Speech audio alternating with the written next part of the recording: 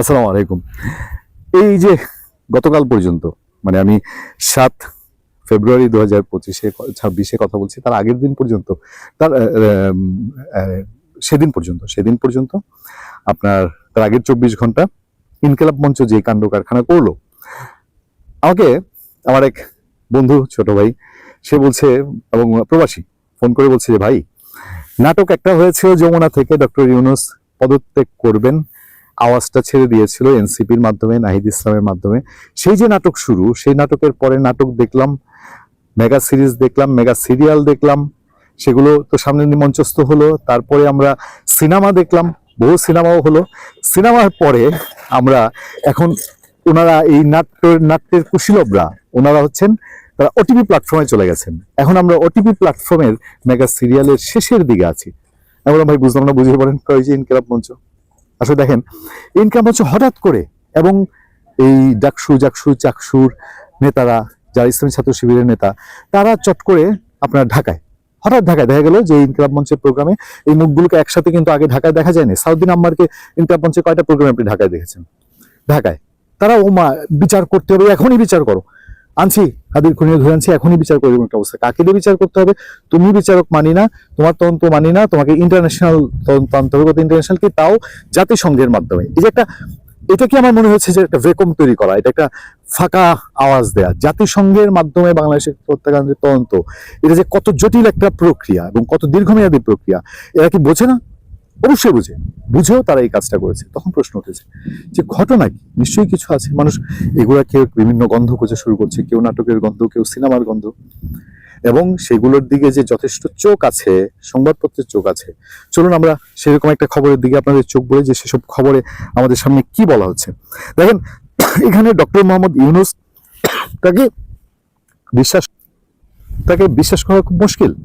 ওই যে আমজনতা পার্টির তারেক রহমান কি বলছেন? তারেক রহমান বলছেন যে ভাই, ডক্টর ইউনূস কোনো সুখবর দিলে এটাকে আমি সুখবর মনে করি না। কেন সুখবর মনে করেন না, এটা তার দায়িত্ব। বলা হচ্ছে, নির্বাচনের আগে বিশৃঙ্খলা সৃষ্টি পরিকল্পিত চক্রান্ত, যমুনা ঘেরাও কর্মসূচিতে অংশ নেওয়াদের বেশিরভাগই জামাত শিবিরের পরিচিত মুখ হিসাবে চিহ্নিত। জামাতের বিভিন্ন কর্মসূচিতে প্রায়ই দেখা যায়। হেডলাইন করেছে পত্রিকাটি, যমুনা ঘেরাও নাটক। আসন্ন ত্রয়োদশ জাতীয় সংসদ নির্বাচনের আগে অস্থিরতা, বিশৃঙ্খলা সৃষ্টি, এমনকি বানচালের চক্রান্ত চলছে। এর নেপথ্যে থেকে পরিকল্পিতভাবে ষড়যন্ত্র করছে ইসলামের লেবাসদারী একটি রাজনৈতিক দল। নানামুখী ষড়যন্ত্র ও অপচেষ্টায় ব্যর্থ হয়ে নির্বাচন বানচালের শেষ কামড় দেওয়ার অপচেষ্টা করছে। সাম্প্রতিক সময়ে তাদের ঢাকার একটি আসনের প্রার্থী সেনাবাহিনীর সাথে অশুভ আচরণ করে ভাইরাল হয়েছেন। আপনারা জানেন, ঢাকার 17-র তারেক রহমানের সাথে প্রতিদ্বন্দ্বিতাকারী প্রার্থী খালিদুজ্জামান, এ নিয়ে আমরা বিস্তারিত আলোচনা করেছি এর আগে।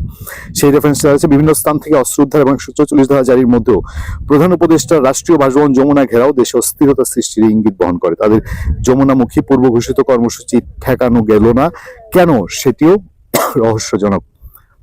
কর্মসূচি কিন্তু হয়েছে।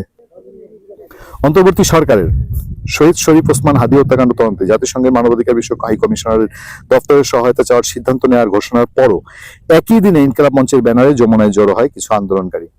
শুধু তাই নয়, হঠাৎ করে নবম জাতীয় বেতন কমিশনের প্রতিবেদনের আলোকে গেজেট প্রকাশ ও বাস্তবায়নের এক দফা দাবিতে যমুনায় জড়ো হয় সরকারি কর্মচারীরা।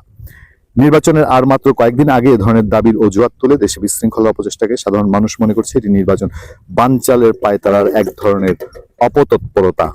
সাধারণ মানুষ প্রধান উপদেষ্টার বাসভবন ঘেরাওকে নাটক বলে অভিহিত করেছে। জামাত ইসলামী আসন্ন নির্বাচনে নিজেদের সম্ভাব্য ভরাডুবি আঁচ করতে পেরেই শেষ পর্যন্ত নির্বাচন বানচাল করার জন্য বি টিম ইনকিলাব মঞ্চ যমুনার মতো স্পর্শকাতর এলাকায় অবস্থান করে একটি বিতর্ক করার অপচেষ্টা চালাচ্ছে।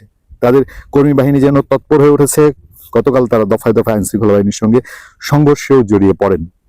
আইনশৃঙ্খলা বাহিনীর তথ্য মতে, যারা ইনকিলাব মঞ্চ ও সরকারি কর্মচারীদের যারা যমুনা ঘেরাও করে এবং রাস্তায় শুয়ে পড়েন, তাদের বেশিরভাগই জামাত ও শিবিরের অনুসারী হিসেবে চিহ্নিত মুখ। এদের বিভিন্ন সময় জামাতের নানান কর্মসূচিতে দেখা গেছে। এদিকে নির্বাচন বানচাল, ভোটকেন্দ্র দখল, জাল ভোট দেওয়ার উদ্দেশ্যে এই দলটির নেতাকর্মীরা আগ্নেয়াস্ত্র সহ দেশীয় অস্ত্র মজুত করেছে। দেশব্যাপী এই দলটির নেতাকর্মীদের বাসা ও বিভিন্ন প্রতিষ্ঠান থেকে অস্ত্র, সিল ও ব্যালট উদ্ধারের ঘটনা এসবের প্রমাণ। প্রায় প্রতিদিনই দলটির কোনো না কোনো নেতা আস্তানা থেকে অস্ত্র উদ্ধার করছে আইনশৃঙ্খলা বাহিনী। এরপরে গত বুধবার রাতের যে ওই যে 152টা ক্রিকেট স্ট্যাম্প উদ্ধার জামাতের নেতার বাসা থেকে, সেই তথ্য তুলে ধরা হয়েছে লক্ষ্মীপুরের রোডের একটি দোকানে অভিযান চালিয়ে 6টি নির্বাচনী সিল, যেটা খুব হুলস্থুল ফেলেছে, সেই তথ্য তুলে ধরা হয়েছে। সিল উদ্ধারের ঘটনায় বিএনপি যে অভিযোগ তুলেছে সেগুলো তুলে ধরা হয়েছে। শরীয়তপুরে সেনা অভিযানে 3টি অত্যাধুনিক অস্ত্র, খুবই অত্যাধুনিক অস্ত্র, 140 রাউন্ড গুলি, সেগুলো উদ্ধার করা হয়েছে। এইসব পরিস্থিতির মধ্যে আমরা গতকালই বেশ কয়েকটা আলোচনা আপনাদেরকে বলেছি যে আমাদের কাছে কোনোভাবেই এটা সহজ মনে হয়নি যে এই যে সরকারি কর্মচারীরা এবং ইনকিলাব মঞ্চ এবং 2 দফা যে সংঘর্ষ, এটা শুধু সাদামাটা চোখে দেখার বিষয় না।